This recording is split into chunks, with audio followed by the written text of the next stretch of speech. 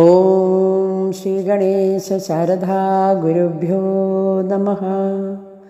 ഓം ശ്രീ നാരായണ പരമഗുരവേ നമഃ.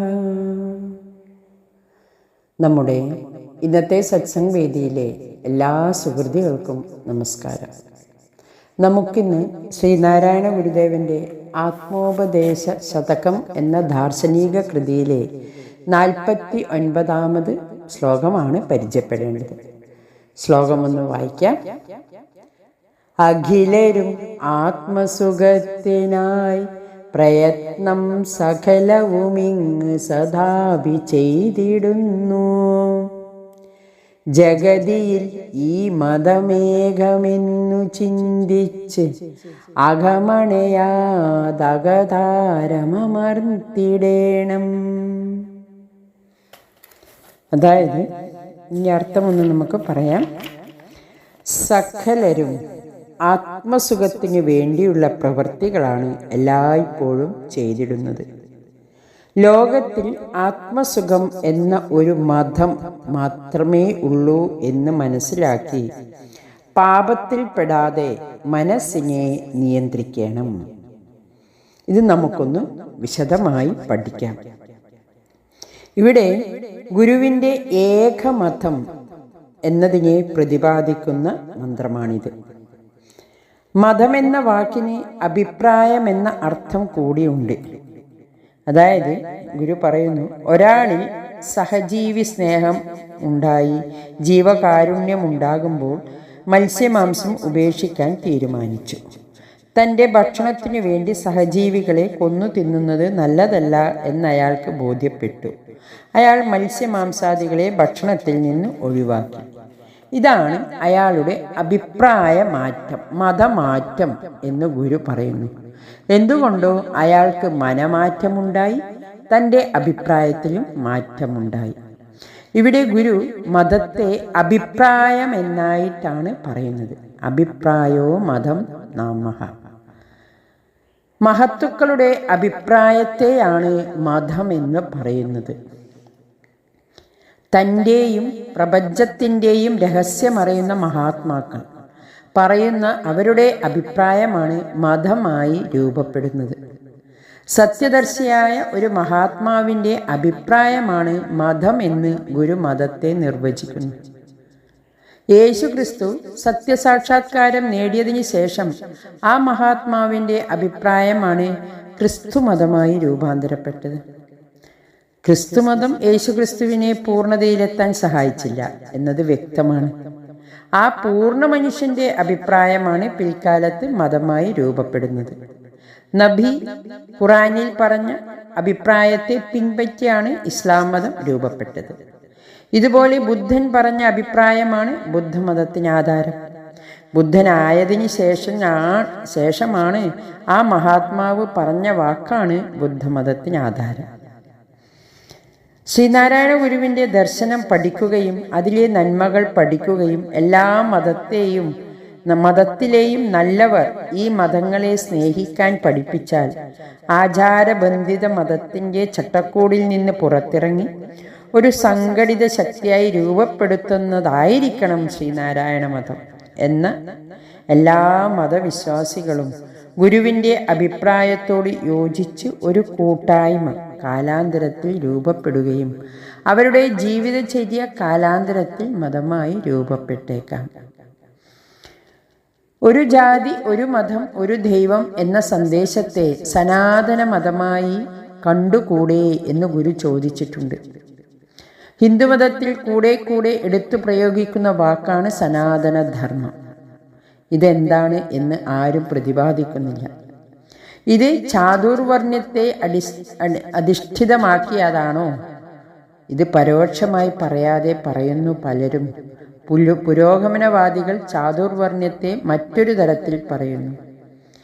ഏതൊരു സമൂഹത്തിലും അതിൻ്റെ ബുദ്ധിപരമായി പ്രവർത്തിക്കുന്നവർ ബ്രാഹ്മണൻ, സാമ്പത്തിക കാര്യങ്ങൾ നിയന്ത്രിക്കുന്നവൻ വൈശ്യൻ.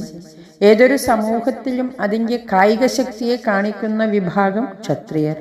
ഏതൊരു പ്രസ്ഥാനത്തിൻ്റെയും വേല ചെയ്യുന്നവൻ ശൂദ്രൻ. ചാതുർവർണ്ണ്യമെന്ന സനാതനമാണ് എവിടെയും കാണാൻ പറ്റുന്നത്.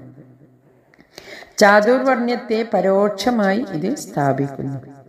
ഗുരു നിശിതമായി ഇതിനെ വിമർശിക്കുന്നു. ബ്രാഹ്മണൻ എന്ന വാക്ക് പോലും പറയാൻ ഇഷ്ടപ്പെടുന്നില്ല. ഗുരു ഒരു പുത്തൻ സനാതന ധർമ്മം ഉണ്ടാക്കുന്നു. ഒരു ജാതി, ഒരു മതം, ഒരു ദൈവം മനുഷ്യന്. ഇതൊരു സനാതനമായി കാണേണ്ടതാണെന്ന് ഗുരു നിർദ്ദേശിക്കുന്നു. മനുഷ്യൻ ഒരു ജാതിയാണ്, ഒരു ഇനമാണ്. അവൻ്റെ ശരീരം എവിടെയായാലും, അമേരിക്കയായാലും യൂറോപ്പായാലും ഇന്ത്യയായാലും എവിടെയും അവൻ്റെ ശരീരവും അവൻ്റെ മണവും ചൂടും ചുവയും ശബ്ദവും ഒച്ചയും എന്നീ ഓരോ ഇനത്തിന് ഓരോ ഘടകങ്ങളുണ്ടല്ലോ. അതുപോലെ ഈ ശരീരവും മണവും ചൂടും ചുവയും ശബ്ദവും ഒക്കെ ഓരോ ജീവിയെയും തരം തിരിക്കുന്നത്, ഇനം തിരിക്കുന്നത് ഈ ഘടകങ്ങളുടെ അടിസ്ഥാനത്തിലാണ്. അതുകൊണ്ട് ഒരു ഇനമാണ് മനുഷ്യൻ, ഒരു ജാതിയാണ്. ഭൂലോകത്ത് എവിടെയായാലും മനുഷ്യൻ ഇങ്ങനെയാണ്. അത് സനാതനമാണ്. ഒരു മതവും അങ്ങനെയാണ്. അഖിലരും ആത്മസുഖത്തിനായി പ്രയത്നം സദാവി ചെയ്തിടുന്നു. സകലരും ആത്മസുഖത്തിനായിട്ടാണ് എല്ലാ പ്രയത്നവും ചെയ്യുന്നത്.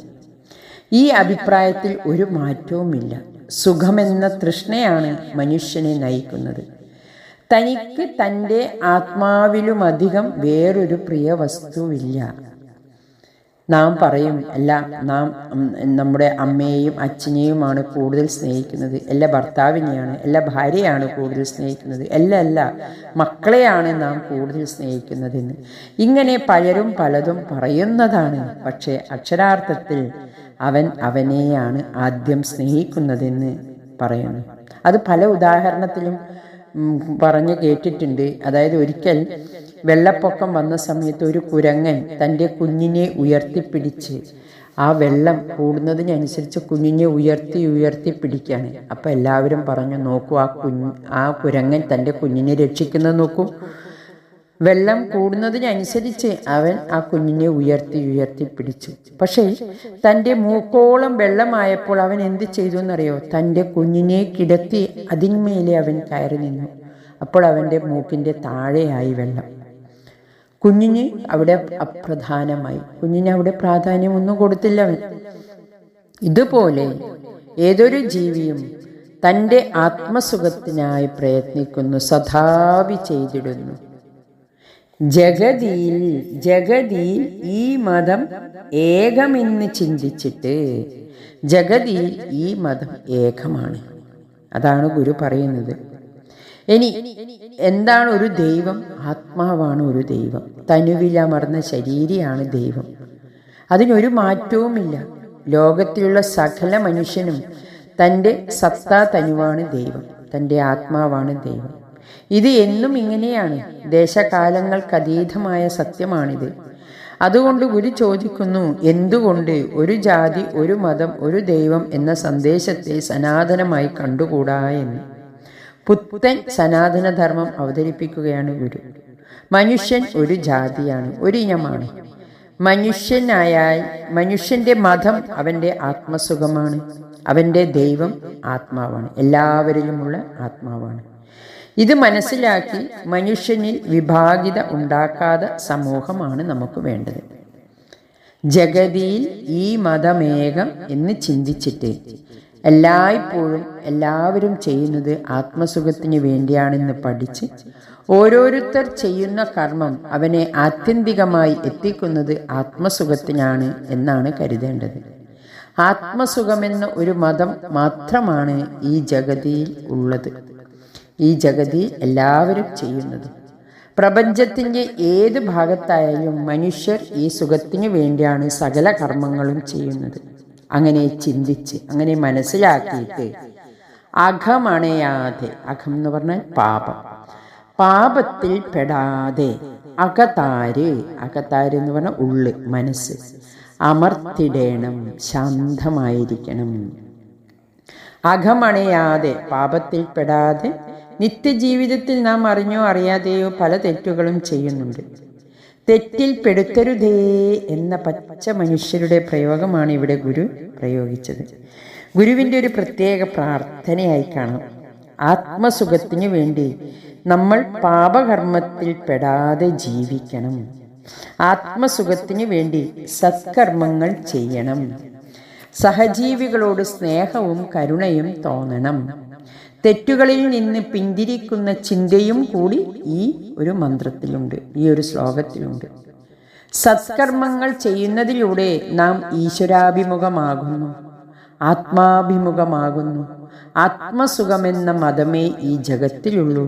പാപത്തിൽ പെടാതെ തിന്മയിൽ നിന്ന് രക്ഷിച്ചു കൊള്ളണമേ, കൈവിടാതെ കാത്തുകൊള്ളണമേ. പ്രലോഭനങ്ങളിൽ നിന്ന് നമ്മെ രക്ഷിക്കണമേ. പ്രലോഭനങ്ങളാണ് പാപകർമ്മത്തെ ചെയ്യാൻ നമ്മെ നിർബന്ധിതരാക്കുന്നത്.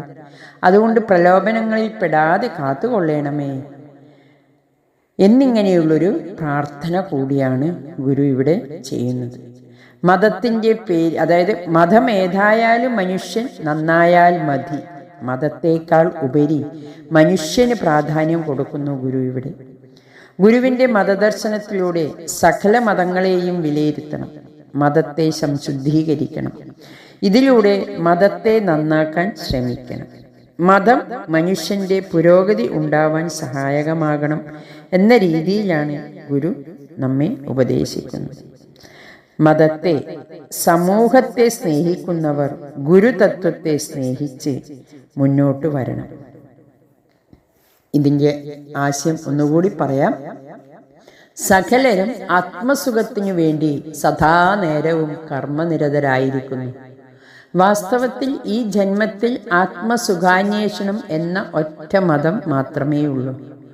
ഈ ചിന്ത ഉറപ്പിച്ച് ദുഷിത വിചാരങ്ങൾ വർജിച്ച് അന്തരംഗം ആത്മാവിൽ വിലയിക്കണം. അതിന് ഗുരുവിൻ്റെ അനുഗ്രഹം ഉണ്ടാവട്ടെ. ഹരി ഓം നമഃ ശിവായ.